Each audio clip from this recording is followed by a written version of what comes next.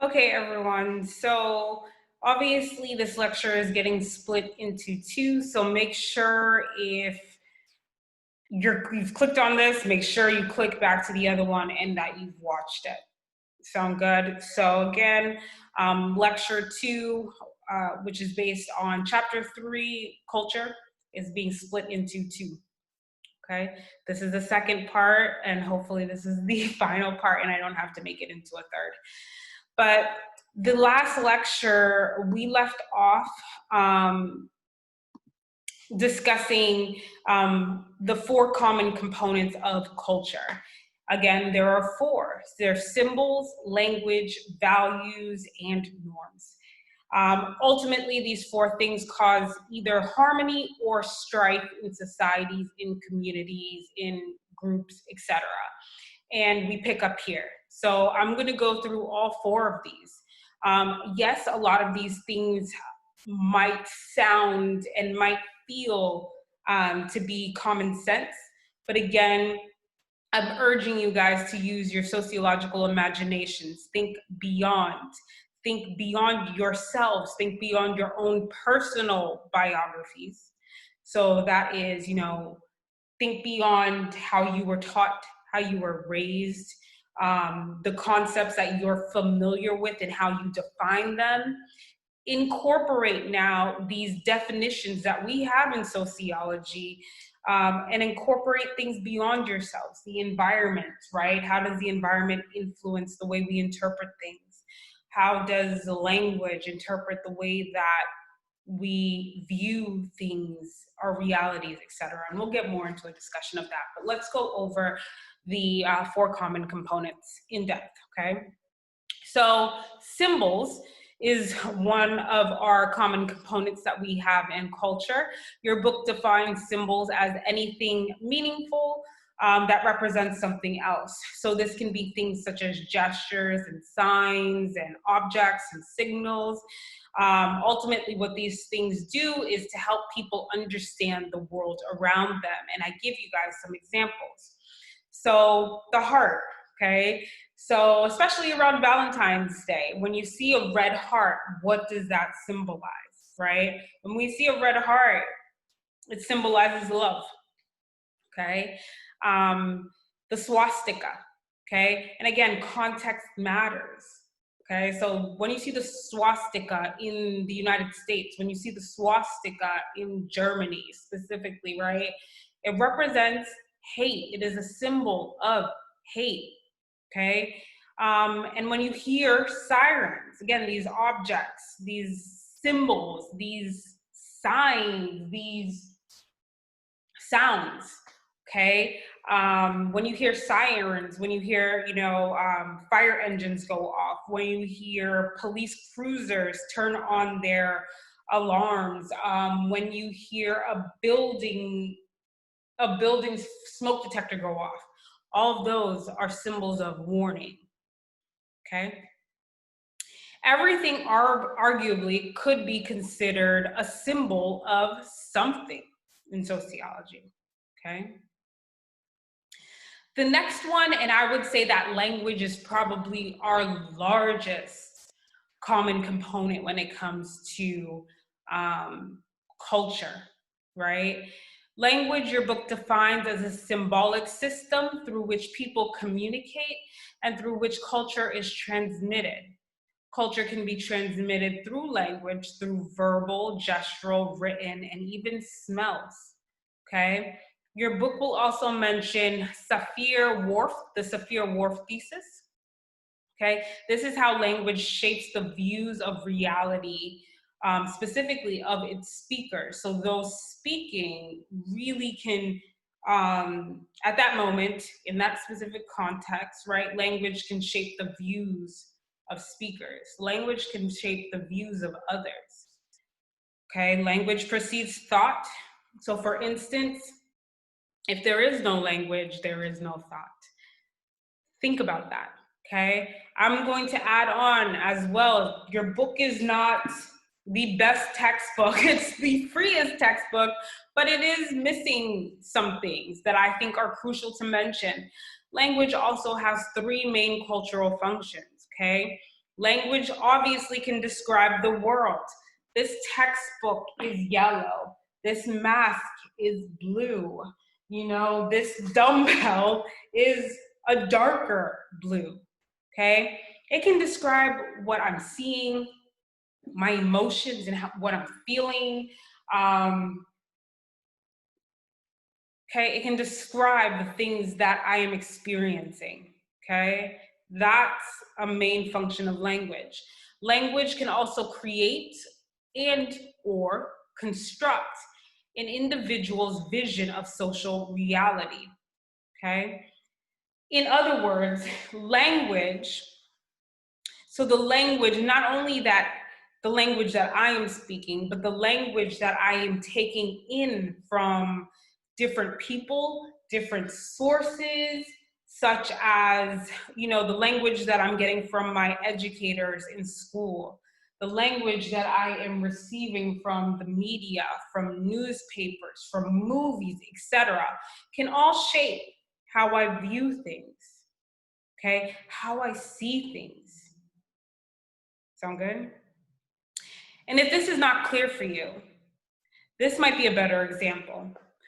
So I no longer live in the projects, the hood, the ghetto, and I'm putting the ghetto around in quotation marks because, again, our definitions of ghetto are different, okay? But when I used to live in low-income housing, specifically in North Cambridge, and now if you go to Cambridge, Cambridge isn't the same, right? And I'm talking about Cambridge, like near Harvard Square, near Porter Square, near Davis. I'm talking about North Cambridge, okay? But Cambridge, Massachusetts.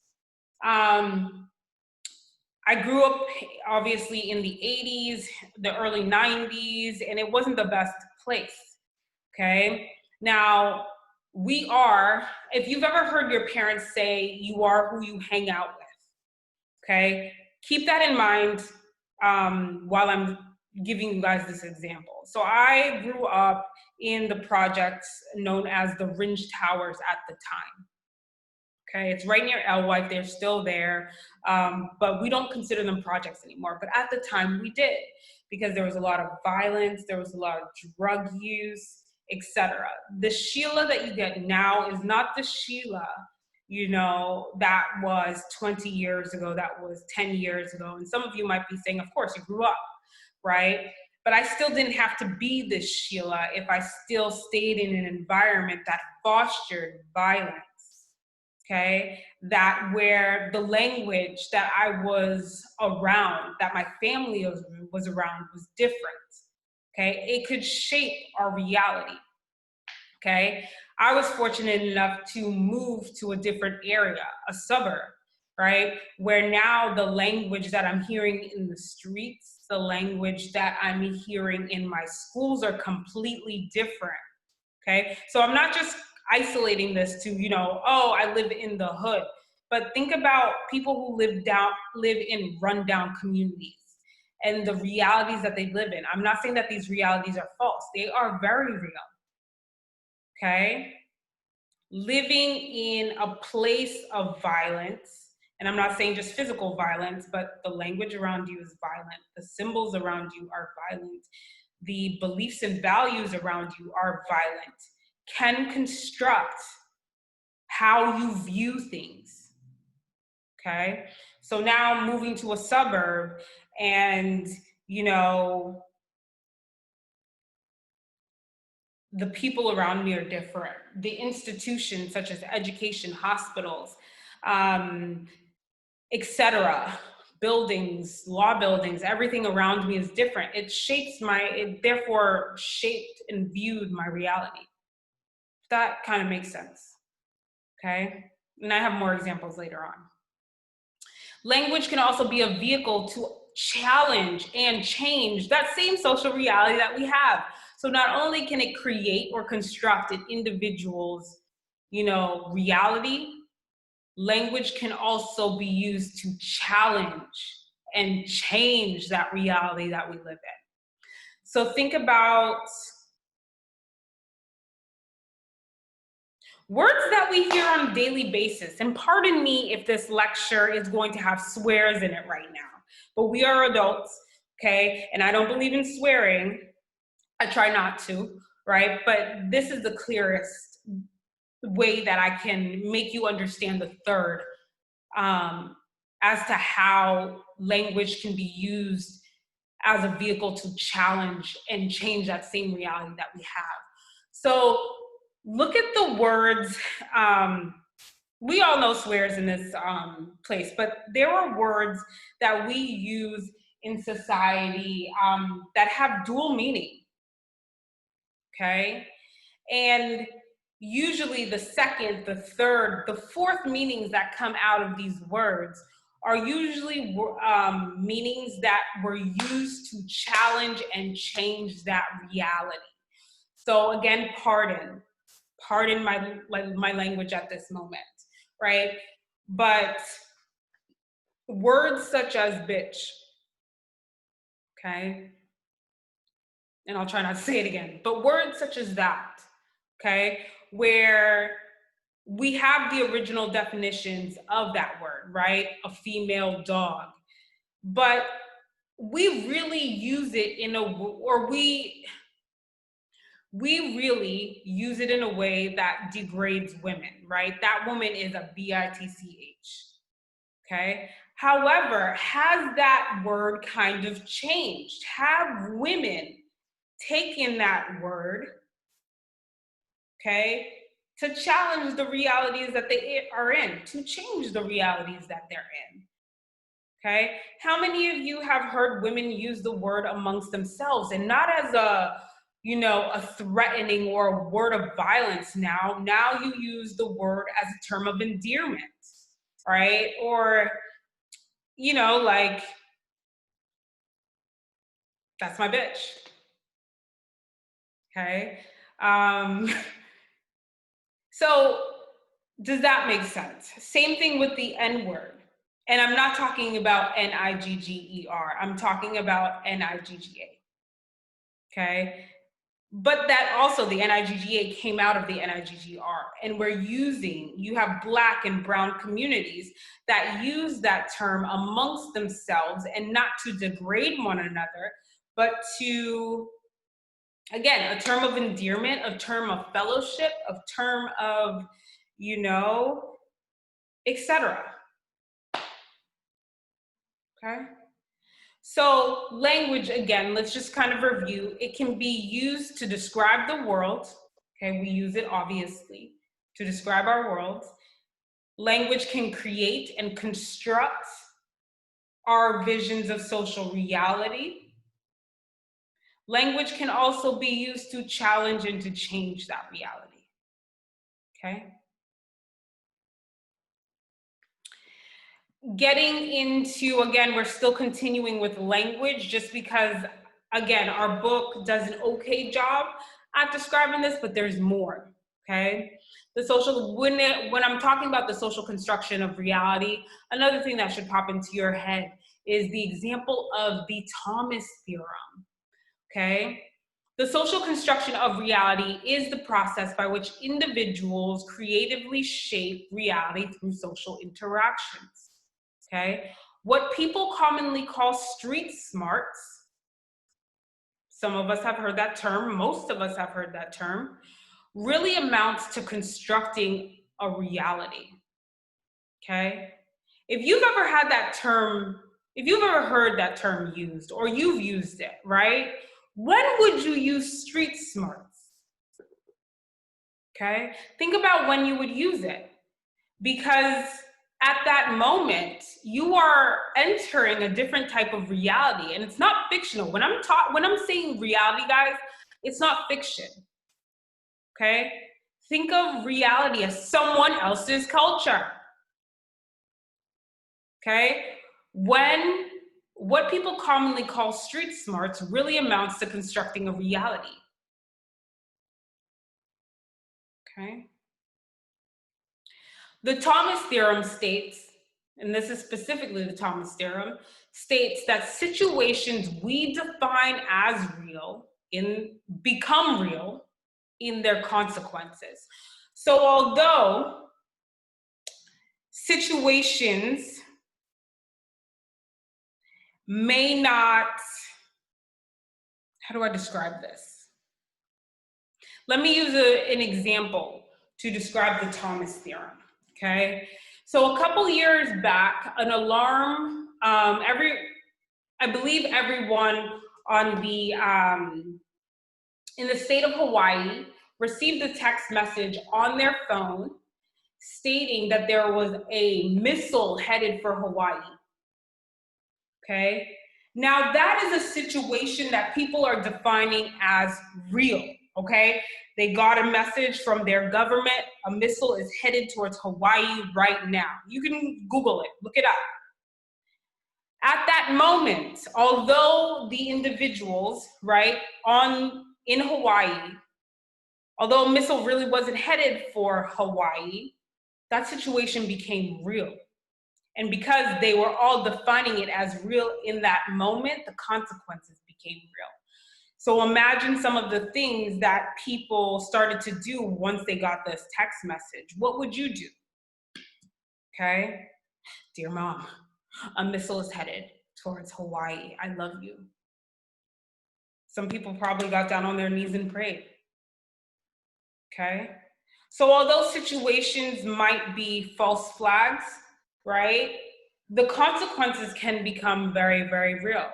Look at every time, we're online now, so we don't have to worry about anybody pulling a fire alarm at NECC, but imagine if somebody pulled the fire alarm, okay? The situation is false, okay, but we're defining it as real. So what do people do when they hear that fire alarm? They leave the school. The consequences become real, okay? That's the Thomas Theorem. But the Thomas Theorem comes out of this radio broadcast called War of the Worlds. And I'll make sure I link it in the optional readings if you guys choose to read about it, okay? But it's War of the Worlds, not the movie, okay? But you have a radio broadcast host who, has an interruption on his radio broadcast. At the time, radio is the dominant source of news, of entertainment, etc. Very few people have televisions, okay? But his broadcast is interrupted because Martians and aliens are landing. And people define the situation as real. This really happens. People define the situation as real, okay? So imagine, somebody on news is saying aliens, like CNN is interrupted, or BBC is interrupted, or Fox News is interrupted, and all of a sudden a radio broadcast host is, saying, oh my gosh, aliens are landing in the parking lot. I don't know what to do. What would you do? Okay? Because you will be forced to define the situation, whether or not, because you're not there. Okay? But you're taking in this language. So what are you going to do? Okay? People in different cultures experience reality differently. And again, these realities are not false. They are not fake. One is not better than the other. Okay? But things are different. Okay? So an example of this, it's an example.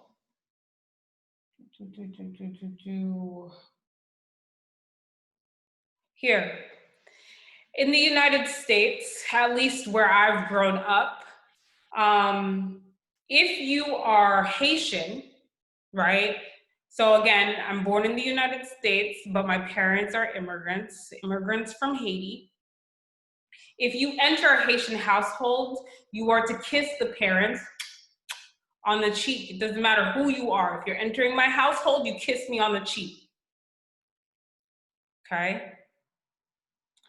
That's a reality in my household, in my Haitian community, the one that I live around. It doesn't matter if you're a Haitian person, mwah, mwah. Okay? However, it's not the same in white American households all the time. Realities are different. Sound good? Okay. Again, as I was saying in the last lecture, the one connected to this, do not just fly by the figures or the illustrations, really think about them and just pause for a little bit, okay? Nowadays, many signs on the streets and in stores include both English and Spanish, okay? What effect does this have on members of society? What effect might it have on our culture, okay?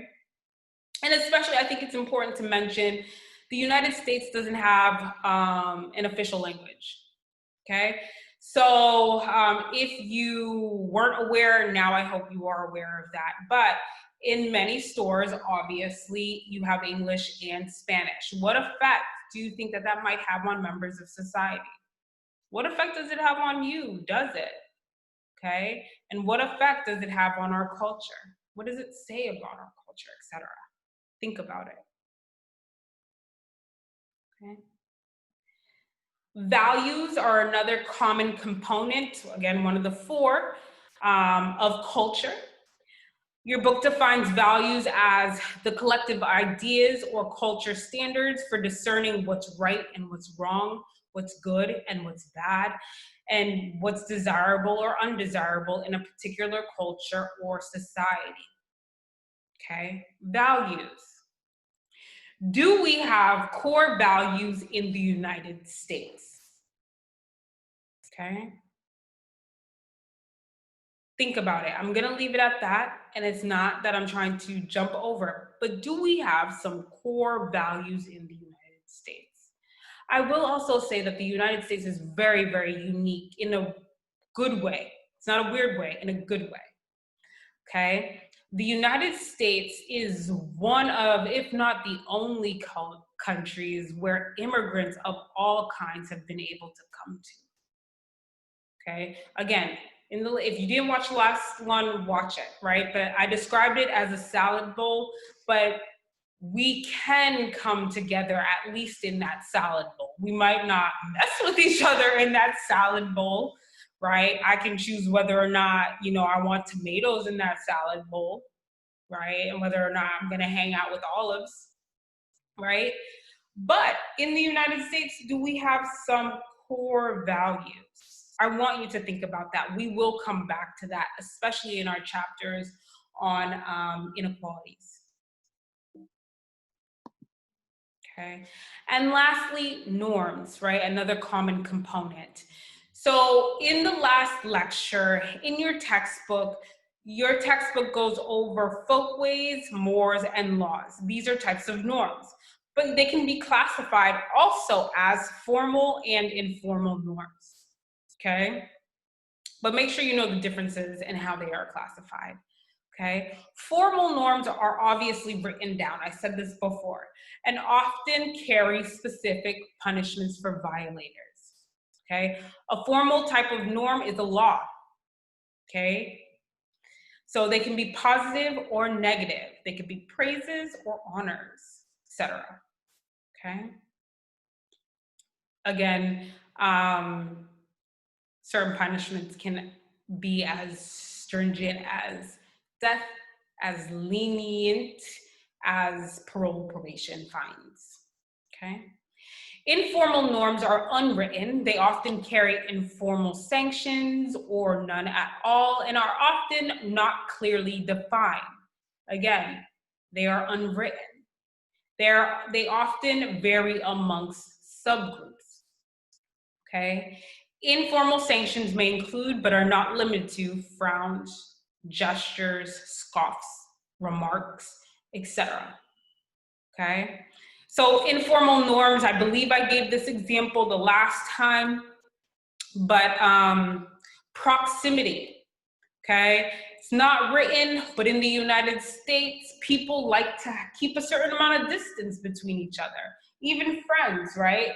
Like, if I'm talking to you, imagine like we're in a classroom right now. I'm talking to you, right?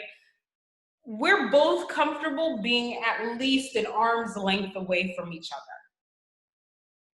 Okay? Like, you're not smelling my breath, I'm not smelling your breath, we're talking, ha ha ha, it's good, okay? However, again, they can vary amongst subgroups, right? Proximity, when it comes to certain cultures, there's no such thing, okay? So some people might be in your face like this depending on where you are around the globe or in the United States. If someone in the United States, so continuing on with this example, if someone in the United States was to get close into your face, what would you do? I know I'm the type of person to be like, and take a couple of steps back, okay? It's an informal sanction, okay? I don't have to frown, but I could be like, yeah, that's great, okay? In the 1940s, US hipsters were associated with the cool culture of jazz. So we're going to be getting into pop culture, subcultures, and cultural changes, as well as countercultures. I don't know if your book actually mentioned countercultures, but it is very important to mention, okay? You need to know the difference between high culture and pop culture. High culture consists of classical music, opera, ballet, live theater, heavy European influence, okay? Typically, you find high culture amongst the upper class, the upper middle class persons, etc. Oftentimes, these people will engage in high culture, okay? Pop culture, so again, I mean, use yourselves, right? I'm not just saying use the sociological imagination all the time, but use yourselves, use the sociological imagination. Do you guys engage in high culture? I mean, on a Friday night, are you going to an opera? Are you going to a live theater? Maybe head down to Broadway for the weekend, catch a nice, like, play, okay? Pop culture consists of activities, products, and services that are assumed to appeal to the middle class and working class persons, okay? This is rock concerts, sport events, sitcoms, engaging, in things in front of the television. US pop culture is considered homegrown, okay? Now, this will depend on a couple of things. I want you guys to actually think about it as well, okay? Money, economic capital, etc. I will say, again, using myself as an example because, it's online and I'm not in a class. I do fluctuate between the two, and that's based on educational attainment, which has led to economic capital and what I'm able to consume and not, right? So pop culture, still engaged in it. I love a good rock concert, not necessarily rock and roll, but R&B and all that good stuff. I will go to a sporting event every now and then, right? When we could, pre-COVID. Sitcoms, I have my favorites, right? But I also am a live theater person. They are very good, okay? I've never been to a ballet. I have been to an opera, never again.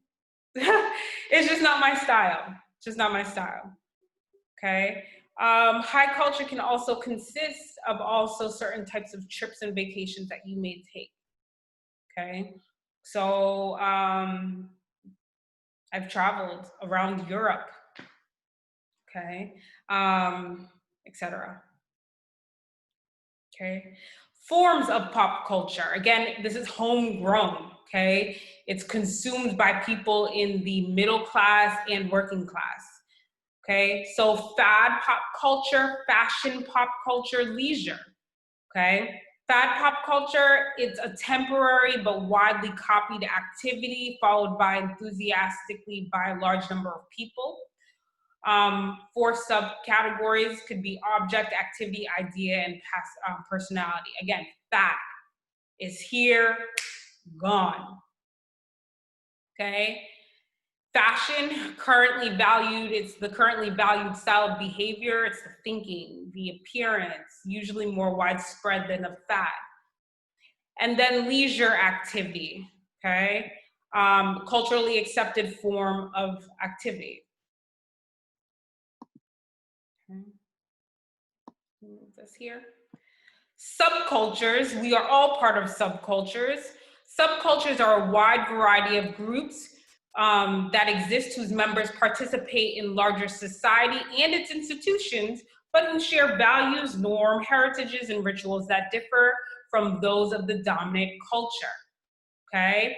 So it's not that you don't partake in the dominant culture, you do, but you bring your own, okay? So some of you, again, most of us in this class are born in the United States. You are part of dominant culture. You know, go to school, your parents pay their taxes, you pay your taxes, you partake in the healthcare system, the state, etc. You believe in certain holidays, Christmas, the July 4th, etc. But some of your parents are not from here. They bring their own values, their own norms, their own heritages and rituals, okay? They partake in dominant culture too, but they bring their own. So, although right now I'm speaking in English, we're at NECC, okay? This course is given in English. However, when I shut this computer off, I'm speaking in French and I'm speaking in Creole because I'm part of a subculture that's currently around me, okay? Your book will go through rituals, cultural diffusion, and cultural lag at the end of the lecture. Make sure you guys go over that. I just don't want to run this over. I have a feeling I'm running over time already. There are also countercultures, okay? So we are all part of a subculture. We are part of dominant American society, the dominant American society, which is a culture. Although people want to believe there is no culture, there is a culture to dominate American society. However, many, if not all of us, are part of subcultures. If you are part of a baseball team, you are part of a subculture. If you are part of an ethnic group, you are part of a subculture. If you are part of a religious group, you are part of a subculture. And there is nothing wrong with that, okay? Countercultures, on the other hand, are a specific type of subculture whose members embrace values, norms, rituals, and a lifestyle that directly challenges dominant culture, okay? AKA countercultures are pretty much those cultures that are like, we want nothing to do with dominant culture. We want our own. We're challenging everything that's part of dominant culture, okay? Again, as I've already stated, subcultures can exist or divide through a multitude of dimensions. If you're part of a social class, you're part of a subculture. Ethnic or racial background, subculture. Religion, subculture. Social group and clubs, like baseball, you're part of a subculture. They can be perceived as having both positive and negative effects on society. Countercultures, on the other hand, and I forgot to write this down on the slide, always perceived as having a negative effect on society. Okay. Some questions I want to pose to you guys. How do you perceive the effects of a subculture within your environment? Are you a member of a subculture? If so, what role do you believe that that plays in your social interactions with individuals? Okay. These are some clickable links. I will actually post these, this specific PowerPoint up for you guys. I do want you guys to click into these links. Again, they're about subcultures that some of them have been burned down to the ground, etc. Okay. Again, counterculture, the cultural and lifestyle of those people, especially amongst the young who reject or oppose the dominant values and behavior of a society, specifically those of the dominant culture. Countercultures can have a negative societal effect, can have a negative origin. They exist on a multitude of levels, specifically political, personal, and social. The following slides are examples of countercultures, okay? And this is where we're going to end with these examples. Skinheads are an example of counterculture. Now, some of you might be like, well, there are a variety of skinheads. You know which one I'm talking about, okay? We're talking about white supremacists, specifically those skinheads that are known for racial hatred, but this can also extend to gender, to whether or not someone they find queer, etc. Okay? Skinheads, there is no known national organization, but they are linked to certain types of gang affiliates, such as the Heritage Front, which was developed in 1989, the Aryan Resistance Movement, as well as the Northern Hammerskins. Okay? They are a counterculture. Why are they a counterculture? And why would a sociologist put them in counterculture? Think about it. I'm not going to give you the answer. You use your sociological imagination to make it work. The Hells Angels. Now, they have really changed over time. I'm not even going to lie, okay? But again, we're talking about the Hells Angels, vroom, vroom, right? The Hells Angels, like a while ago. So the Motorcycle Club, linked specifically to organized crime, murder, drugs, extortion, etc. Widely were feared, okay? Their motto, when we do right, nobody remembers. When we do wrong, nobody forgets. Why are they a counterculture? Why would they be considered a counterculture? Okay? And if you guys aren't understanding the difference between sub and counter, let me just do this right now, okay? Dominant culture says, do not commit crime. Don't commit murder. Don't do drugs. Don't extort people. The Hells Angels are counterculture because they say, right on, we're gonna do all of that. Okay, and I'm not saying 2020 Hells Angels, but okay. A quick side note, from a political perspective, countercultures materialize in society according to government and societal approval. Adverse political decisions can lead to a distinct counterculture.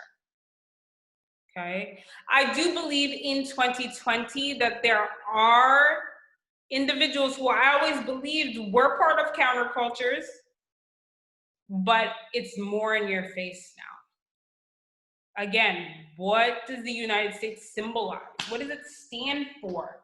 I asked a question at the beginning of this lecture when it comes to values. What are some of the core American values? Okay. Link it to that. I'm not going to go into it just yet, but go. And then the last one we're going to go over is the counterculture in the 1960s. Some of your parents might have been part of this counterculture. So one of the truest forms of perceived counterculture in the 60s was the development of a society of people who were referred to as hippies. These individuals were seen as counterproductive to the goals and the ways of Northern American society.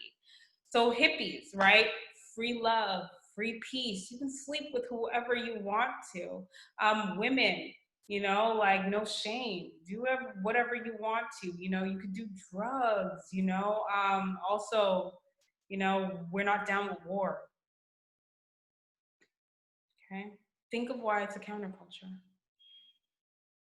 I will leave you guys with that. Okay. The theoretical perspectives.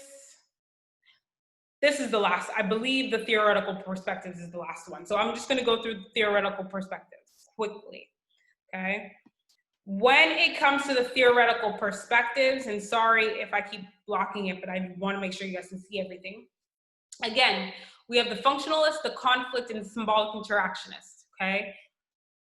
when you go through, so every chapter is going to give you the theoretical perspectives pertaining to the specific thing that we're talking about. In this case, it's culture. Okay, how would a functionalist perceive culture? How would a conflict theorist perceive culture? How would a symbolic interactionist perceive culture? Do those exercises in your head. You will be successful in this class if you can keep up with that, okay? When it comes to the functionalist perspective, culture helps people meet their biological, instrumental, and expressive needs, okay? It is through culture that we learn the dominant ways of society, that we can be functioning members, that we can do things that are approved of, that we know the laws, the mores, and the folkways, okay? That we don't do wrong, okay? When it comes to the conflict perspective, ideas are a cultural creation of society. Most powerful members, ideas are a cultural creation of society's most powerful members and can be used by the ruling class to affect the thoughts, the actions of members of other classes. So social control is a concept that specifically comes from chapter 3 in the textbook.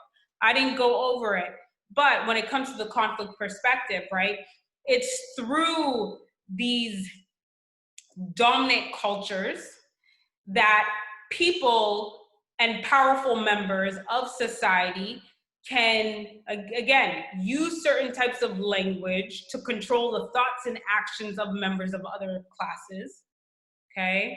Symbols, they'll use certain types of values and norms to control other classes, while also like not just controlling, but oppressing others as well. Okay, so culture is actually used to control those that are seen less than in society, to the conflict perspective. Okay. The symbolic interactionists, lastly, are people, well, the perspective states that people create, maintain, and modify culture during their everyday activities. However, cultural creations can take on a life of their own and end up controlling people eventually. And I will leave you guys with that. I think I'm actually going to discuss this somewhat in a further video because I want to make sure you guys get the theoretical perspectives on their own and then how they would be used for the different types of topics such as culture, such as media and technology, crime and deviance. So I will actually upload another video on just the theoretical perspectives and how you use them to engage in conversation on other topics such as culture, such as crime, etc. Okay, so I hope this helped you guys, and yeah, have a good one.